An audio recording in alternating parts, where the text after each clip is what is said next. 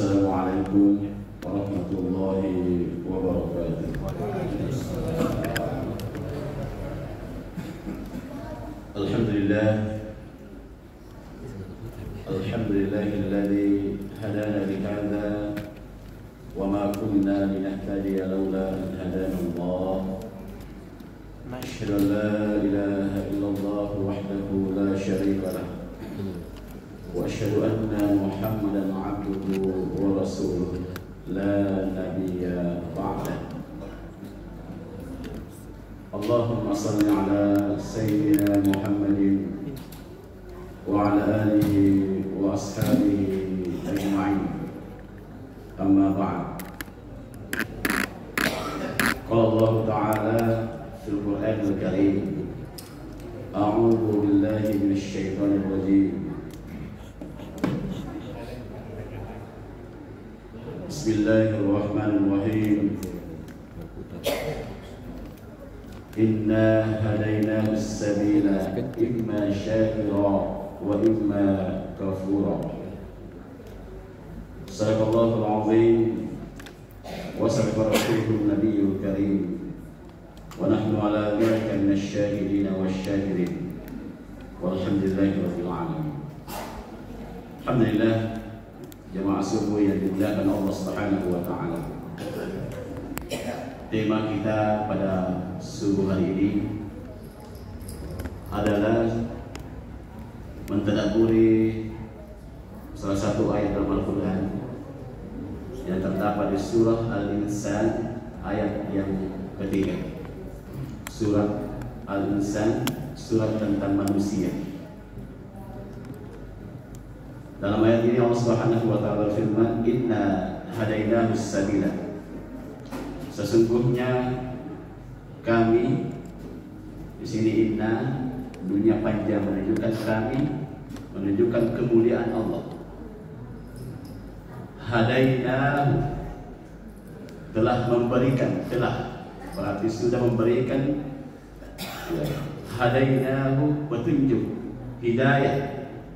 As-sabil, hadainahu as-sabila, telah memberikan petunjuk dan jalan yang lurus. Dengan itu imma syakira, ada manusia yang mensyukuri petunjuk itu dengan cara mengikuti petunjuk Allah. Wa imma kafura, tetapi ada juga yang mengambil sikap menolak petunjuk itu atau disebut dengan kufura. Kufur, mengingkari petunjuk Allah. Berbicara tentang hidayah, dalam Kamus Besar Bahasa Indonesia dijelaskan bahwa hidayah adalah bimbingan atau petunjuk Allah kepada seseorang sehingga terbuka hatinya untuk mengikuti petunjuk Allah.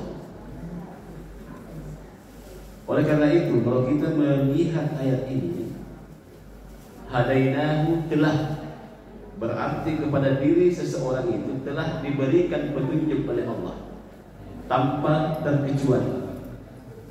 Semua manusia sesungguhnya yang lahir di dunia ini itu telah mendapatkan petunjuk oleh Allah Subhanahu wa taala. Pertanyaannya, petunjuk apakah itu yang dimaksud? Minimal ada beberapa poin. Yang pertama, ada istilah hidayatul aqliyah, petunjuk akal. Tentu semua kita terlahir membawa akal, potensi akal. Ya. Dengan potensi inilah manusia bisa berpikir. Dengan pikirannya bisa memutuskan mana yang benar, mana yang salah. Sehingga keadilan Allah, manusia baru diberikan beban syariat ketika akalnya telah sempurna. Makanya seorang anak itu yang belum balik, ya, belum diberikan beban syariat, barulah diberikan beban syariat ketika akalnya telah sempurna, artinya sudah beranjak balik. Nah, dengan akal inilah ya, manusia bisa mengetahui kebenaran dari Allah Subhanahu wa taala. Yang kedua, ada yang disebut dengan hidayatul qalbiyah, petunjuk nurani. Tentu kita semua dibekali hati, atau bahasa Al-Qur'an al-qalb. Ya. Dengan hati ini manusia bisa merasakan kebenaran dan juga bisa merasakan hal yang tidak benar dalam kehidupan ini. Sehingga kalau hati nurani seseorang berfungsi, ketika dia melakukan pelanggaran, itu pasti ada debaran di jantungnya sebagai bentuk penolakan kepada keburukan. Akan tetapi ketika dia melakukan kebaikan, juga ada alarm dalam hatinya berupa ketenangan, as-sakinah. Kalau nuraninya masih hidup. Beda kalau nurani sudah tidak berfungsi, ya kadang itu tidak diindahkan. Kenapa kita ketika melakukan kemaksiatan kita malu dilihat orang? Itu tandanya nurani kita masih hidup. Akan tetapi kalau maksiat kita lakukan terang-terangan, bahkan menceritakan kemaksiatan itu kepada seseorang, berarti tanda alarm hati kita sudah tidak berfungsi lagi. Itulah qalbiyah.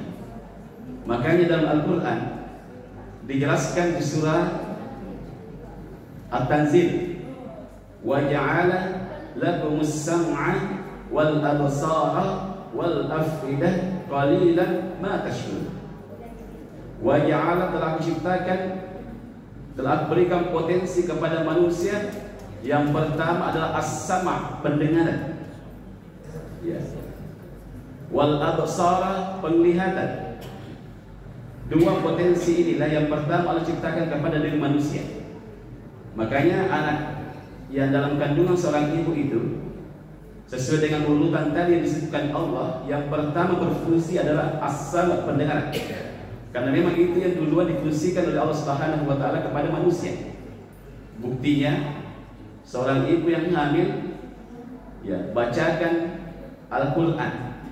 Itu dalam kandungannya, kalau di USG ada ketenangan menikmati bacaan Al-Qur'an itu. Dan ini sudah terjadi.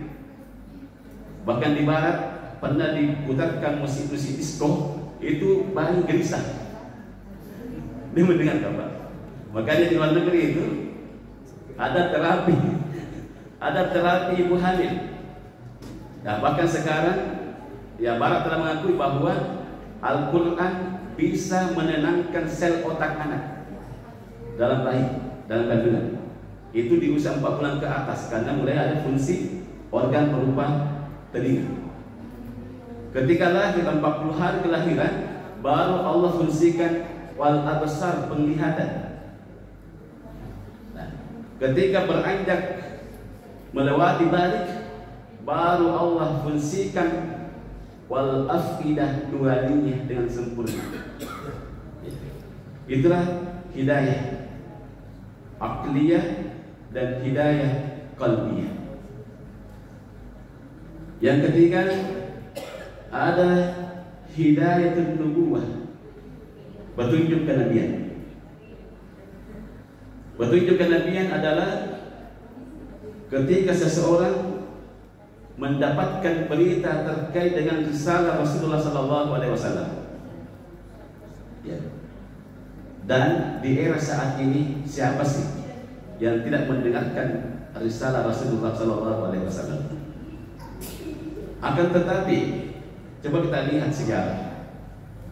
Abu Lahab, Abu Jahal CS, sebenarnya akalnya berfungsi melihat kebenaran yang dibawa oleh Rasulullah SAW. Qalbunya berfungsi merasakan kebenaran itu, tetapi dia menolak hidayatul nubuwah, menolak kenabian, personnya Rasulullah dia tolak. Sehingga seseorang ketika menolak person itu susah sekali menerima kebenaran. Apapun yang dia dengarkan, kebenaran apapun disampaikan oleh orang yang dia tidak suka, pasti salah. Ya. Kalau ada orang yang suka infak, walaupun kita bawa emas, nah kira itu bukan emas. Saking kebencian yang muncul. Inilah kegagalan Abu Lahab, Abu Jahal menerima hidayah Allah Subhanahu wa taala karena hidayatul nubuwah yang tertolak. Yang keempat ada hidayatul din, hidayah agama. Ya. Ketika akalnya berfungsi, kalbunya berfungsi, risalah yang dibawa Rasulullah sampai kepadanya, maka apakah dia menerima hidayah berupa masuk kepada Islam atau tidak? Inilah yang dialami oleh paman Rasulullah SAW, Abu Talib. Ya. Meyakini kerasulan Nabi SAW, kalbunya berfungsi, akalnya meyakini, akan tetapi karena faktor kesukuan, gengsi, sehingga tidak masuk ke dalam Islam. Yang terakhir ada hidayatul Qur'aniyah, hidayah Al-Quran, petunjuk Al-Quran. Al-Quran bagaikan manual book. Kalau diberatkan sebagai produk, kita beli mobil ada petunjuk bukunya, kita beli elektronik, HP ada semua petunjuknya. Akan tetapi biasa manusia, afala tafakkarun, malas membaca, malas berpikir, sehingga Al-Quran yang begitu tebal di depannya kadang diabaikan sehingga tidak mendapatkan petunjuk dari Al-Quran. Dalam menguatkan hidayah ini, tentu kita semua alhamdulillah terlahir dari rahim Islam.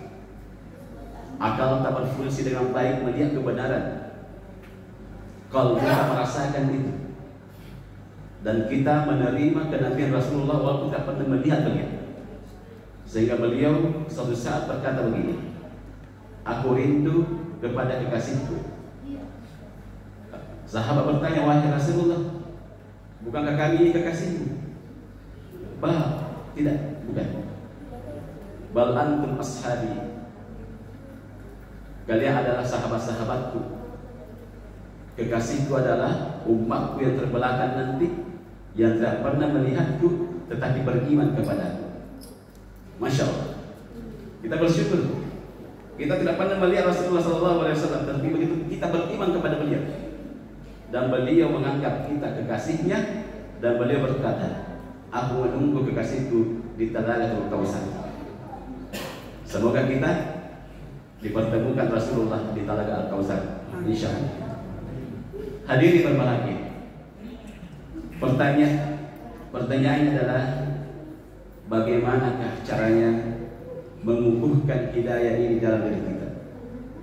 Setelah Allah memberikan hidayah yang luar biasa tadi, ada 5 tadi yang telah kita miliki, bagaimana agar hidayah ini kita meninggalkan dunia ini bersama dengan hidayah?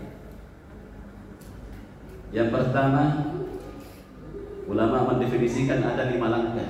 Saya percepat. Ada diskusi Pak nanti ya? Oh, ya. Nanti diskusikan lagi. Yang pertama, ma'rifatullah. Kita harus lebih mengenal Allah Subhanahu wa taala. Kenapa banyak penyimpangan di negeri ini? Karena banyak di antara kita yang mengetahui Allah yang menciptakannya, tetapi dia tidak mengenal Allah dengan baik. Minimal dia mengetahui dan dia meyakini bahwa Allah yang maha menciptakan dan maha mematikan. Kalau kita pahami ini, ya Allah, tidak akan pernah kita berbuat maksiat. Bayangkan tiba-tiba kita bermaksiat, Allah mematikan kita dalam kemaksiatan. Naudzubillah. Minimal yang kedua, kita memahami Allah maha melihat. Innallaha alimun bidzati sudur. Bahkan yang paling rahasia di dalam sir kita, dalam kalbu kita, yang tidak terucapkan, Allah sudah mengetahui apa maksudnya. Kalau kita memahami ini, tentu kita akan senantiasa berhati-hati bersikap, karena kita meyakini Allah yang Maha melihat. Atau minimal kita memahami Allahu Ar-Razzaq, Allah yang Maha pemberi rezeki. Kenapa banyak orang yang kerasa kerusuh mencari rezeki, halal haram dihantam semua? Karena mungkin belum memahami bahwa Allah yang memberikan rezeki kepadanya. Ini yang pertama, ma'rifatullah. Yang kedua, ittiba fi sunnati Rasulullah sallallahu alaihi wasallam. Tidak ada jalan lain adalah ayo kita kembali mempelajari jalan-jalan yang ditempuh oleh Rasulullah sallallahu alaihi wasallam. Tidak ada jalan lain adalah kita kembali membaca sejarah hidup Rasulullah agar bisa kita ikuti petunjuk-petunjuk yang dibawa Rasulullah SAW. Bagaimana kehidupan beliau tentang berumah tangga, bahkan tentang berpolitik, tentang bernegara. Yang ketiga, udkhulu fis silmi kaffah. Kita harus masuk ke dalam ajaran Islam secara kafah, tanpa memilah dan memilih. Baik sesuai dengan kepentingan kita atau tidak, pokoknya kita masuk ke dalam Islam dengan masuk secara kafah. Artinya apa? Berupaya menjalankan tanpa pilih semua perintah Allah dalam syariat ini. Karena apa yang Allah turunkan sebagai syariat sesungguhnya bukan untuk Allah, tetapi untuk kepentingan umatnya, kita semuanya. Dalam Al-Quran, ketika kita mendapatkan ayat ya ayyuhalladzina amanu, di situ ada dua poin. Ada perintah, ada larangan. Ketika ada perintah, berarti di situ tidak usah dikonfirmasi, laksanakan saja, pasti untuk kebaikan kita. Begitu ada larangan, tidak usah dikonfirmasi, jauhi saja, pasti yang terbaik untuk kita. Itulah kita berislam secara kafah. Selanjutnya, wajahidu fillahi haqqa jihad. Bersungguh-sungguh melakukan ketaatan kepada Allah Subhanahu wa taala. Ketaatan yang dimaksud adalah menjalankan sepenuh hati syariat yang dibawakan kepada kita. Puasa, optimalkan puasa. Bagaimana cara mengoptimalkan puasa? Petunjuk Al-Quran. Summa atimus siyam ila lail. Kemudian sempurnakanlah puasamu sampai malam hari. Dua penafsiran ulama. Malam hari yang dimaksud yang mana? Ada berpendapat malam hari itu ditandai terbenamnya matahari. Itulah waktu berbuka puasa. Tetapi ada yang menafsirkan ya malam hari dihitung sampai munculnya waktu fajar, waktu subuh. Artinya bagaimana kita menyempurnakan puasa sampai waktu sahur lagi? Nah, disinilah kita mengoptimalkan, menghidupkan ibadah malam. Jadi puasa itu, kalau kita ingin bersungguh-sungguh melakukan puasa yang sebetul-betulnya adalah menghidupkan malam-malam kita. Itu satu paket. Puasa, tarawih, tahajud di malam hari. Yang selanjutnya yang terakhir, berdoa kepada Allah Subhanahu wa taala. Ini penting. Begitu banyak di antara kita yang mendapatkan hidayah. Ya. Bahkan paman Rasulullah sendiri pun belum mendapatkan hidayah. Tak kala beliau di pangkuannya melepaskan pamannya, berdoa kepada Allah, ya Allah, berikanlah hidayah kepada pamanku. Apa kata Allah Subhanahu wa taala? Innaka la tahdi man ahbabta. Sesungguhnya engkau wahai Muhammad, ya tidak akan mampu memberikan petunjuk kepada orang yang kau cintai, sekalipun keluargamu. Walakin Allah yahdi man yasha. Sesungguhnya akulah yang memberikan petunjuk kepada siapa yang aku kehendaki. Oleh karenanya kita memperbanyak doa, minimal dua tempat kita berdoa kepada Allah Subhanahu wa taala. Yang pertama, ketika membaca ihdinas siratal mustaqim dalam salat kita. Maknanya apa? Ya Allah, bimbinglah aku dalam ketetapan, terus dalam ketetapan hidayah, petunjuk. Yang kedua, minimal berdoa di akhir sujud kita di waktu salat. Ya. Di situ kita membaca ya muqallibal qulub, tsabbit qulubina ala dinik. Wahai yang membolak-balikkan hati, tsabbit qulubana, tetapkanlah hati Tetapkanlah hidayah iman ini dalam diriku, dalam pendirianku. Inilah mungkin pengantar ya, untuk kita diskusikan ya, berbicara terkait hidayah ya, tentu kita bersyukur kepada Allah Subhanahu wa Ta'ala. Hal yang paling besar yang Allah berikan kepada kita melebihi dunia seisinya adalah hidayah kita masuk ke dalam Islam secara kafah. Hadanallahu wa iyyakum ajma'in. Assalamualaikum warahmatullahi wabarakatuh.